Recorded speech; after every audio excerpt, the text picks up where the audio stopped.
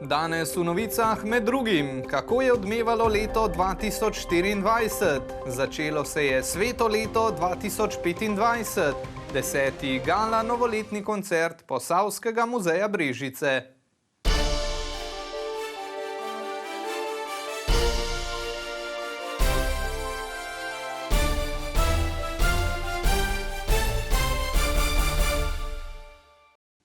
Lep pozdrav! Staro leto 2024 se končuje. Na kak način pa je bilo nepozabno za župane in županje Dolenjske, Posavja in Bele krajine? Prisluhnimo. Glede na to, da sem župan občine Šentrupert, mi je bilo najbolj pomembno, da smo nekako uspeli v letošnjem letu in tudi lansko leto zmanjšati naše dolgove. In to je en tak doprinos za lokalno skupnost, da lahko res zdaj razmišljamo za naslednjo leto lažje in da tudi uresničujemo vse tiste investicije, ki smo si jih dolgo časa želeli, in je tudi občina krenila po tej poti napredka. Kar veliko investicij je bilo narejenih, največja in v zgodovini Škocjana je bilo dokončanje kulturnega centra v samem centru Škocjana in res neizmerno sem vesel, da je tak pozitiven odziv na to pridobitev. Neskončen ponos, ki sva ga z ženo ob tem čutila in seveda tudi starejšim sinom Miho, ko smo gledali sina Petra, kako je zastopal barve Slovenije na olimpijskih igrah v Parizu. Vlagali smo v komunalno infrastrukturo, govorimo o Kloštru pa o Primostku. Skrb za okolje je kot ena izmed pomembnih nalog občine. Vlagali smo tudi v turistično kulturno infrastrukturo. Pridobili smo lepo prizorišče izza Metliškega gradu, kjer ravnokar je umeščeno tako drsališče kot tudi to praznično dogajanje. Zagotovo je projekt Cenko razširitev dejavnosti za zdravstveni dom, povečanje prostorov. Projekt se je pričel, se je izvaja in pri tem pridobiva zdravstveni dom dodatne prostore za svojo dejavnost, ki je zelo pomembna. Tudi pričetek gradnje športnega objekta oziroma igrišča v Šentjanžu. Zgodovinski, bom rekel, dogodek v občini Žužemberk za leto 2024 je prav gotovo zaključevanje našega vodovoda.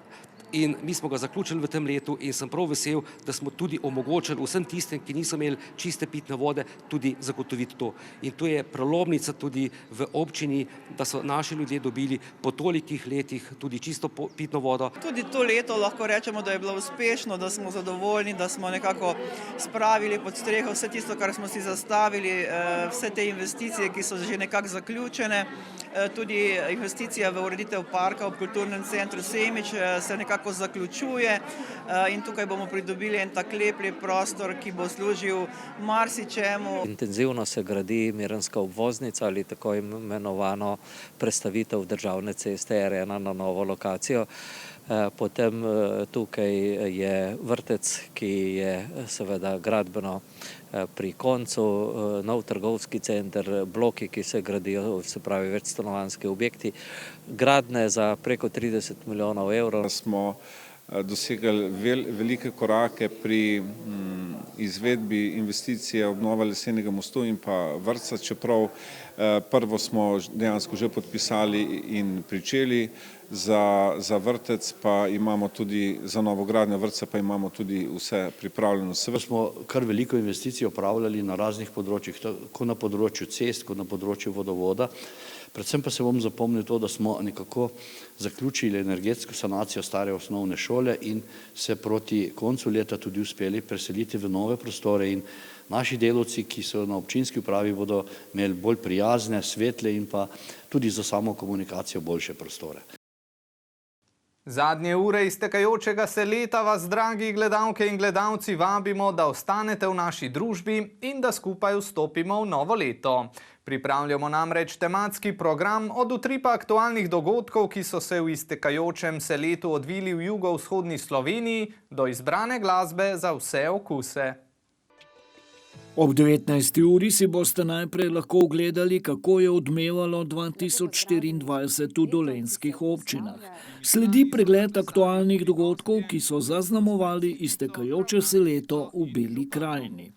Pred ponovitvijo zadnjih letošnjih novic, ki bodo ob 21:30, pa se bomo spomnili dogodkov tega leta v Posavju. Nekaj minut pred 22. uro pa obudimo spomin, kako je odmevalo letošnje leto v dolenjski prestolnici.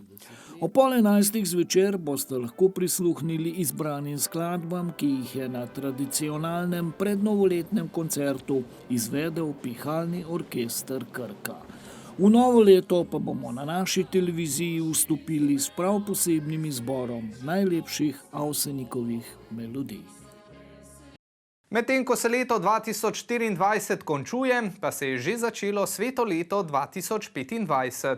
Gre za posebno obdobje milosti in duhovne prenove v katoliški cerkvi, ki ga obeležujemo vsakih 25 let.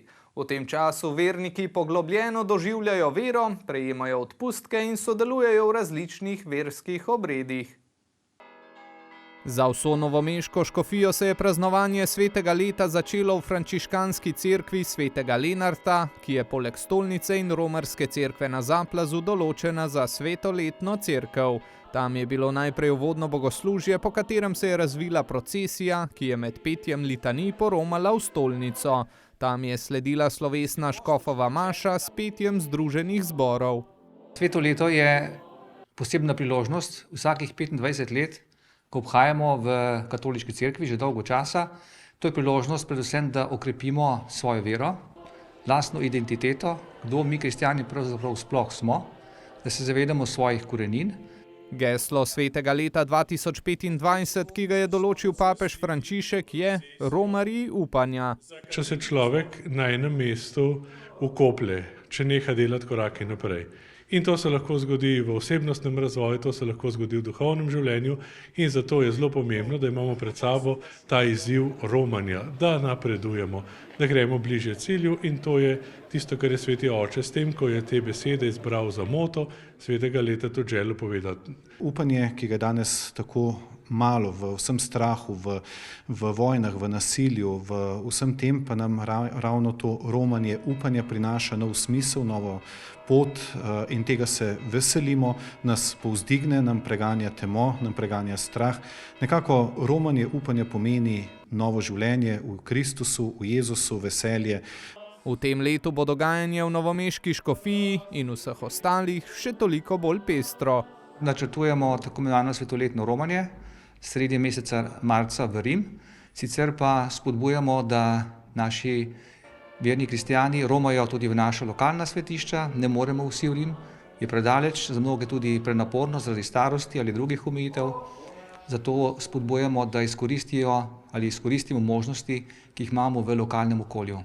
Papež Frančišek je sveto leto 2025 odprl 24. decembra na predvečer Božiča z obredom odpiranja svetih vrat v baziliki svetega Petra v Rimu. Svoja vrata pa ima že cel praznični december odprta drsališče v Temenici. Letos je tam še bolj živahno, za kar z različnimi dogodki skrbita tamkajšnja športno in gasilsko društvo.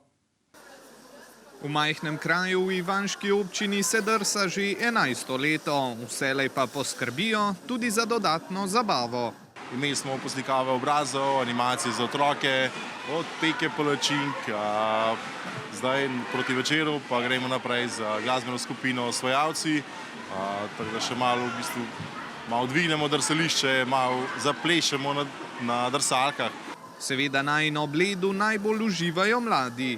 Da se s prijatelji lovimo, zabavamo, pač drsamo, dobro. Da smejimo, kakšen pade. Veliko se predvsem družimo, skupaj drsamo, delamo kakšne trike, pa tudi, na primer, učimo koga drsati. Odlično drsališče, pa veliko prijateljev, da se lahko skupaj drsamo. Hokej, pa lovimo se. Poleg drsanja lahko jemo, pa pijemo, a ne. Krompirček, tle so na akciji, tle hodok, skoraj kot McDonald's, sem hamburgerjev še manjka. V tej drsalni sezoni pa je novost pokrito drsališče. Pod šotorom se lahko vsak dan zabavajo, ne glede na vremenske razmere. Letos je prišlo do uresničitve, s tem si veliko pomagamo pri energiji, pri manjši porabi energije, ter tudi lažjem vzdrževanju samega ledu. To pomeni, nič več ni toliko problemov z soncem, z vetrom. Njihov trud je nagrajen z lepim obiskom.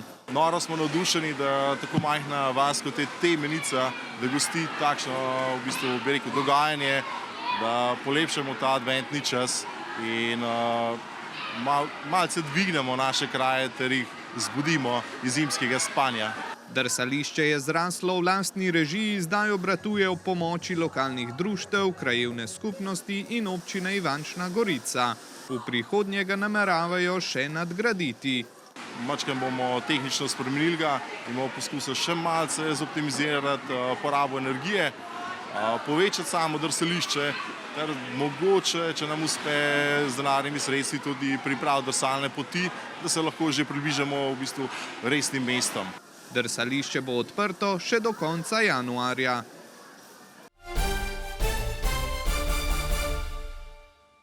V Posavskem muzeju Brežice so že 10. za svoje zveste obiskovalce pripravili gala novoletni koncert, ki je ponovno do zadnjega kotička napolnil viteško dvorano Posavskega muzeja Brežice. Hkrati pa velja za formalni zaključek vsakoletne pestre sezone. Zvezda tokratnega koncerta je bil godalni kvintet članov orkestra Slovenske filharmonije. Leta 2014 je bil prvi koncert, potem 2020 seveda smo se samo oglašali virtualno iz te dvorane, tako da to ne štejemo. Tako da se nam je to zelo lepo poklopilo, tudi 10. koncert gala, ki je res slovesen, svečan zaključek našega leta. Publika je vedno tu, si želi priti na ta koncert, glasbeniki pa tudi vedno iz naših krajev oziroma vsaj delno. Gre za zelo izkušene glasbenike.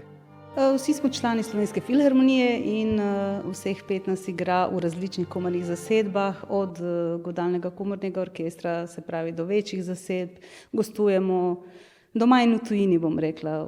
Vsi smo zelo aktivni in pot nas je nanesla, da smo se skupaj zbrali specialno za ta dogodek nocoj. Glasbeni program se je skladal z naslovom koncerta Novoletni popuri, ki zajema obilico različnih skladb, skladateljev od baroka do klasike romantike. In v bistvu nam je cilj bil prikazati eno nit od baroka, od časa, ko je dvorana v bistvu nastala. Kljub izkušenosti glasbenikov jim igranje v viteški dvorani vendarle predstavlja privilegij in izziv. Zame osebno je prvič v tej vlogi. Nekaj časa sem učila na glasbeni šoli Brežice in sem imela čast svoje učence pripeljati. Ja, zame je pa prvič in se zelo izjemno se veselim in mi je čast in užitek v tej prelepi dvorani igrati. O sami viteški dvorani pa? Dvorana je krasna, res, ko pravim, zelo akustična in hvaležna za nas glasbenike, ker krasno odmeva in slišimo se tudi v redu, tako da pričakujemo užitek. S tem dogodkom v Posavskem muzeju zaključujejo leto 2024, v katerem so gostili okoli 300 dogodkov. Tako, končali smo z zadnjimi letošnjimi novicami. Kar nekaj smo jih pripravili za vas, dragi gledalke in gledalci. Želimo vam lep preostanek večera in tega leta. Ostanite zdravi in v naši družbi. Lep pozdrav!